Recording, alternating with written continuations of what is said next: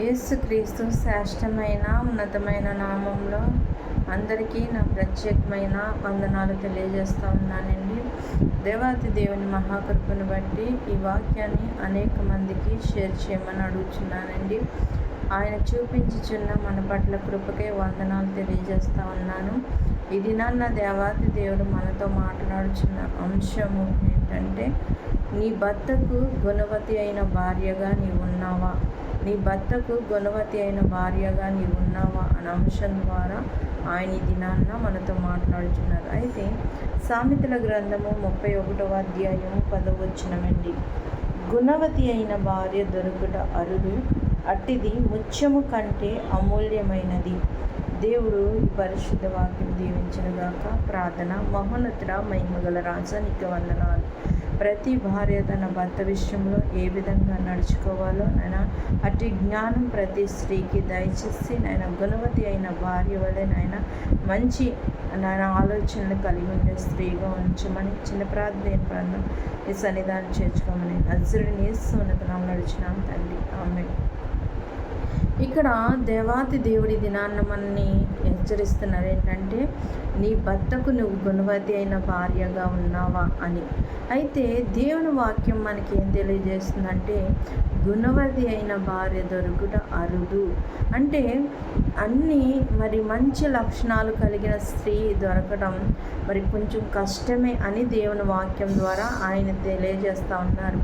గుణవతి అయిన భార్య దొరుకుట అరుదు అంటే ఎక్కడో కొంతమందికి మాత్రమే అలాంటి గుణవతి అయిన భార్య దొరుకుతుందని దేవుని వాక్యం సెలవిస్తూ ఉన్నది.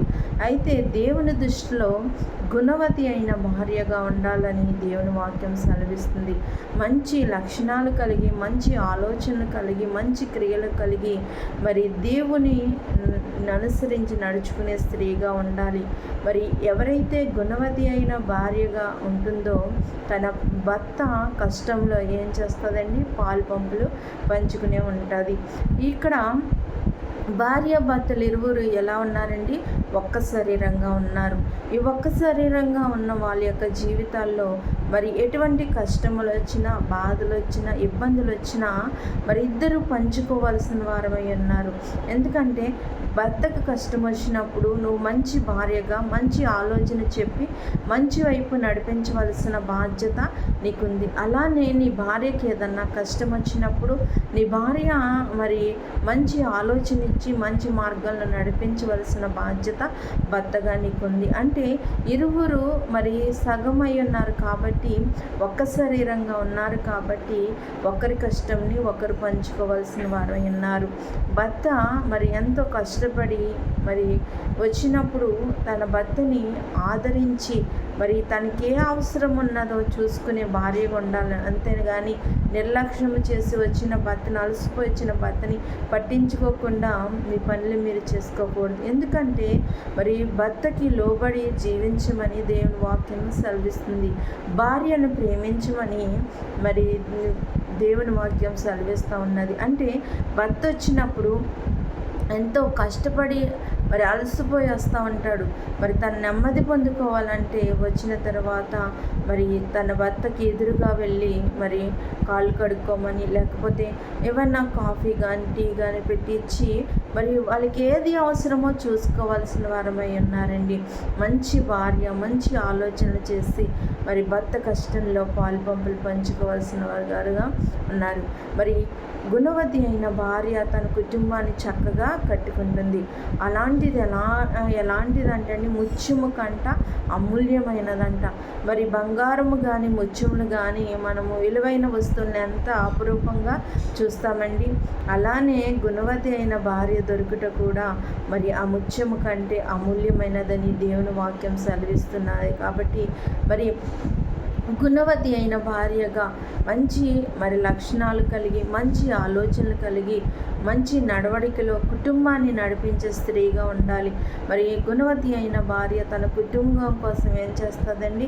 కష్టపడుతుంది. అంటే మరి తన ఉదయ కాలంలో లేచి ఇంట్లో పనులని చక్కబెట్టుకుని మరి బిడ్డల విషయంలో కానీ భర్త విషయంలో కానీ చాలా జాగ్రత్తలు కలిగి జీవిస్తూ ఉంటుంది. అలానే మరి ప్రతి గుణవతి అయిన భార్య తన భర్తల విషయంలో బిడ్డల విషయంలో మరి అలాంటి శ్రద్ధ తీసుకుని వాళ్ళ కొరకు ఏదైతే అవసరం ఉందో దాన్ని సిద్ధపాటు చేసేవారిగా ఉండాలని దేవుని వాక్యం సెలవిస్తుంది.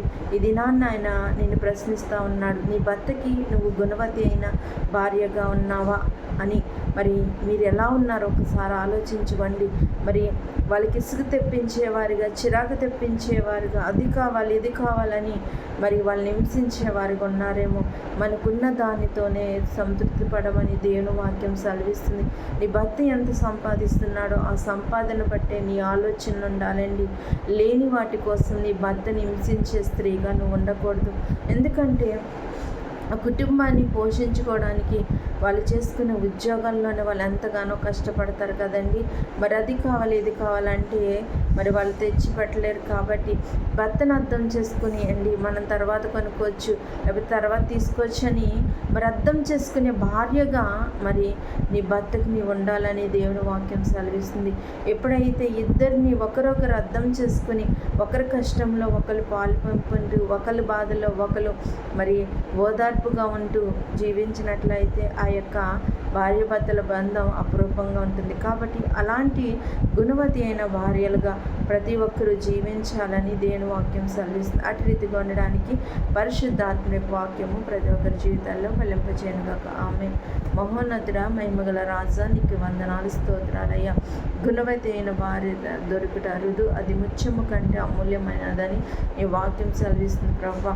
అవును ప్రభా, ప్రతి భార్య తన భర్తకు లోబడి జీవించి నాయన ప్రభా తన భర్తని మంచి ఆలోచనల వైపు నడిపిస్తూ ఒకరి కష్టంలో ఒకరు నాయన ప్రభా పాలు పంపుకుంటూ నాయన ప్రభా వాళ్ళ నూతనమైన జీవితాన్ని కొనసాగించుకునే వారిగా ఏ కష్టం వచ్చినప్పటికీ నాయన ప్రభా నిందలు వేయకుండా అవమానాలు పడకుండా తండ్రి ఇద్దరికిద్దరు సమాధాన పడి జీవించడానికి కృప చూపించమని ఒక చిన్న ప్రార్థన ఏర్పడిన సంధానం చేర్చుకోమని నజరేయునేసు నామములో అడుగుచున్నాం తండ్రి. ఆమేన్. అందరికీ వందనాలండి.